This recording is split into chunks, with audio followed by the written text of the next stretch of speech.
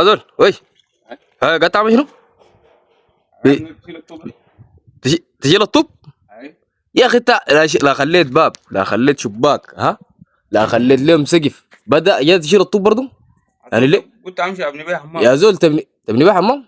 اي حمام ورا قلت شنو نجي طالما اول دي باقي لا يا اخي انت الزنك شلته بابا شلتها دي ما كفتك داري تشيل طوب الناس ما لا بعد كده ما يدوك النمره دي لا انا ليه زنيهم شنو الناس زي يعني ظروف الحرب مرقتهم مشوا عطبره او مشوا الولايات او مشوا امان برا السودان تشيل حقهم؟ هو انا قلت لهم يجوا راجعين ما يجوا راجعين ما يجوا رايين تشيل حقهم؟ يا زول وي خلوا طوب الناس خلوا طوب حق الناس مكرين يا اخي مكرين يا اخي المحل ده كان اوضه بالمناسبه المحل ده كان اوضه واسمع اوضه والله ما انا يا اخي باقي لهم 15 طوبه ليه لكن؟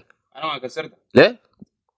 ما زول الكلام ده غلط منك كوي بعدين انت مالك واقف ليه هنا كوي انا سنبد انا 27 طار انا زول الطوب بقى بيشيله وي الطوب بقى بيشيله يا زول والله انه دقيقه المنطقه مالك واقف ليه هنا كل يوم انا ماشي اشيل حاجه انت جايني هذا ما انت شفشافي شفشافي شفشافي يا زول الليله ده قلت اصورك ذاته اصورك ارفعك ذاته للناس يا زول يوم شايل لك شاشه ويوم شايل لك تلفزيون يوم شايل حتى الطوب بتاع الناس بس كده ما يدوك النمره الفاضيه دي يا مان طب انت ما داري تشيله خليه دوك شفشافي عفن شفشافي والناس يجي راجع لبيوتها انا الطوب يا جماعه ما خلوا المحل ده كان اوضه المكان ده اوضه يعني 27 يعني سنبدات والصالحات الناس تجي راجع بيوتها يا جماعه انا لا ارش الطوب لا حول ولا قوه الا الله الله يعوضكم